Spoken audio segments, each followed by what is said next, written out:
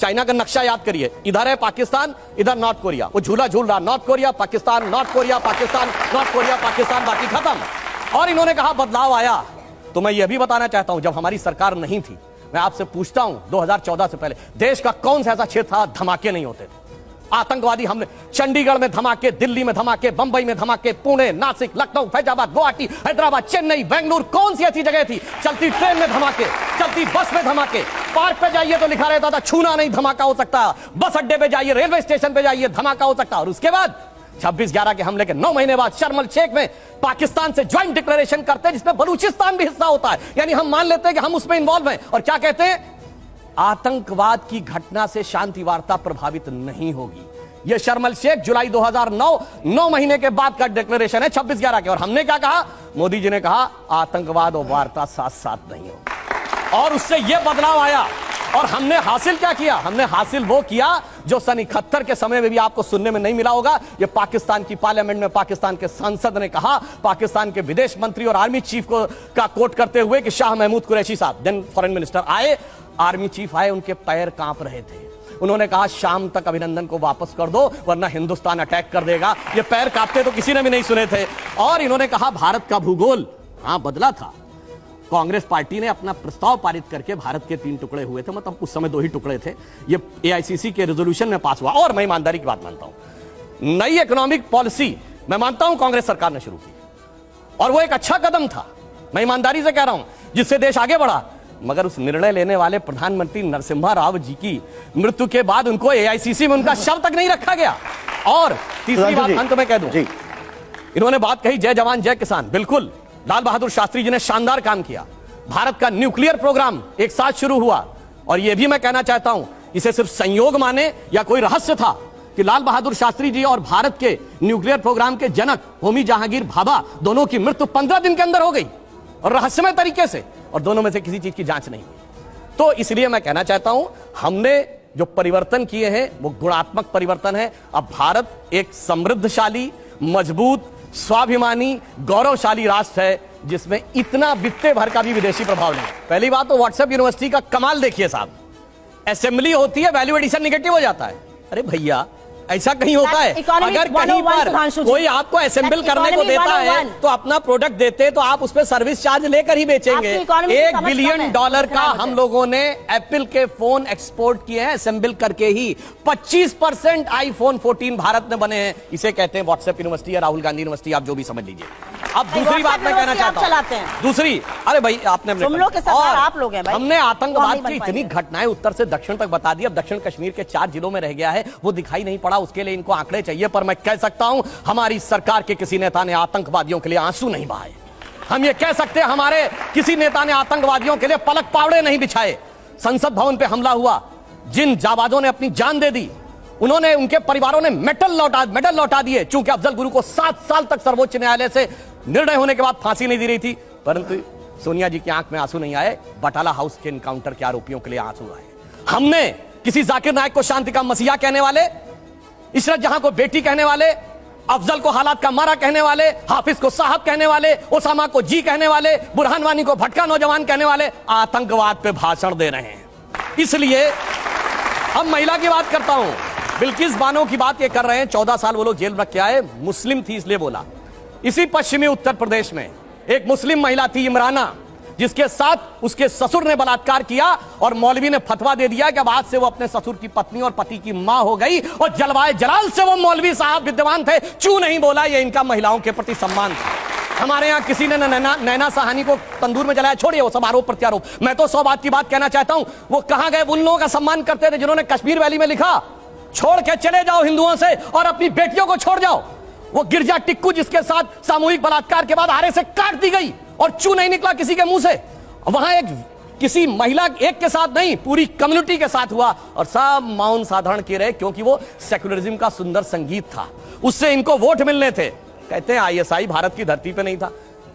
Madam, आपकी सरकार के समय में रिपोर्टें हैं आईएसआई के कितने मॉड्यूल्स काम कर रहे थे, और जो आप बता रही हैं वो कहानी तो बहुत पुरानी हो गई। उसके बाद तो जो ठुकाई हुई कहां, उरी में, जो कुछ हुआ बालाकोट में, उसके बाद Imran Khan as prime minister of Pakistan बोले पाकिस्तान की नेशनल असेंबली में, जो हिंदुस्तान ने किया है बालाकोट में उससे ज्यादा कुछ खौफनाक ये लोग करना चाह रहे हैं। आप ये सोचिए, आप शांति के कबूतर उड़ाते थे और हमने बाज उड़ाए हैं गुरु गोविंद सिंह जी की तरह। और आपने लास्ट में कहा शायद देश 1947 में, 2014 में नहीं, आप 47 से मानते हैं।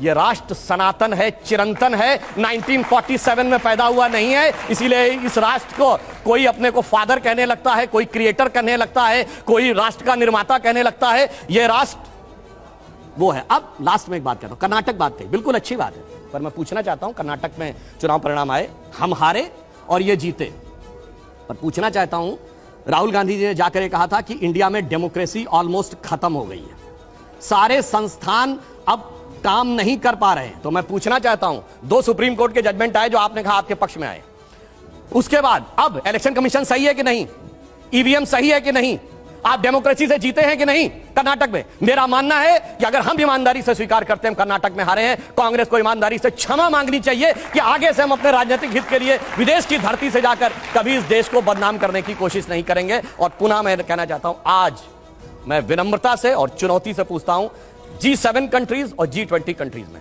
एक देश बताएं जहां महंगाई की दर हमसे ज्यादा हो और विकास की दर हमसे कम हो। हम दुनिया में सबसे बेहतर स्थिति। अब आता हूं गलवान पे। गलवान में हमारे 20 सैनिक बलिदान हुए हैंड टू हैंड फाइट में। देखिए चीन पे इनको कितना भरोसा है। आप प्रैक्टिकली सोचिए, गोली नहीं चली, हाथ की लड़ाई में 20 लोग मारे गए, उधर से एक को घायल नहीं हुआ। यह होती है व्हाट्सएप यूनिवर्सिटी या राहुल गांधी से प्रेरित बुद्धि। ऐसा हो सकता है क्या?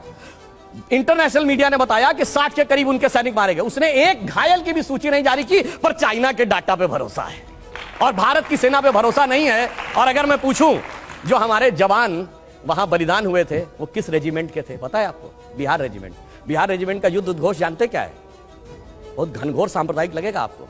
बिहार रेजिमेंट का युद्ध उद्घोष है बजरंग बली की जय, मगर वो इनको लगता है सांप्रदायिक।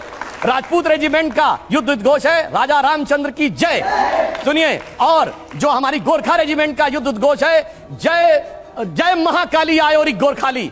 मगर अफसोस है कि भारत की ऊर्जा ओजस्विता के सारे प्रतीकों को सांप्रदायिक कह कह के आपने उनको भोथरा करने का प्रयास किया। और कर्नाटक में आज क्या हुआ? इनके राष्ट्रीय अध्यक्ष के बेटे आज ही बोले कहे हम सांप्रदायिक संगठनों को नहीं वो करेंगे और आरएसएस को भी हम बख्शेंगे नहीं। अरे भाई, बड़े मियां तो बड़े मियां, छोटे मियां सुभान अल्लाह। और मैं इनसे विनम्रता से पूछता हूं, अब आप अपना वादा निभाइए।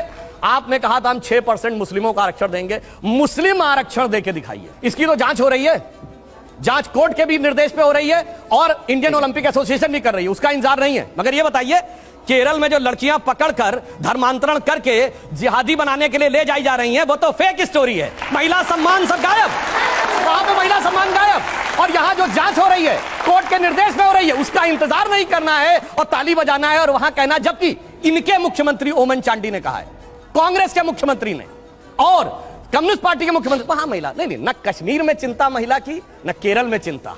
और जहां पर जांच हो रही है, जांच रिपोर्ट आने का इंतजार नहीं, सारी चिंता वहीं पे दिखाई पड़ती है। इसीलिए कहते हैं अंदर से कुछ और, बाहर से कुछ और नजर आते हैं। बाखुदा, आगे मैं नहीं बोलूंगा, वो गाना आप लोग जाके देख लीजिए। एप्पल से एप्पल ही कंपेयर करना चाहिए। यहां आदमी 70-80 रुपए में भी जाके नाश्ता कर सकता है। अमेरिका में दिखाइए कोई जहां $1 में नाश्ता हो सकता हो।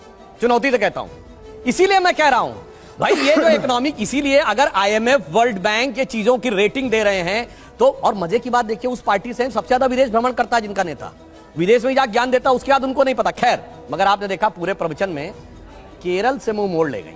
मूवी में कहानी है।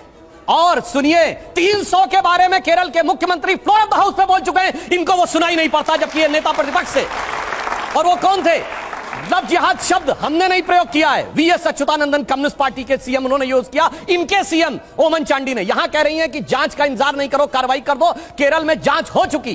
केरल एसटीएफ ने 5000 केसेस की स्टडी करके केरल के हाई कोर्ट को रिपोर्ट सबमिट की। हाई कोर्ट ने, और अगर ना हो तो जाइए चेक करिए, 9 दिसंबर 2009 Shahjahan versus state of Kerala case, उसमें पॉइंट नंबर 16 पे पढ़िए।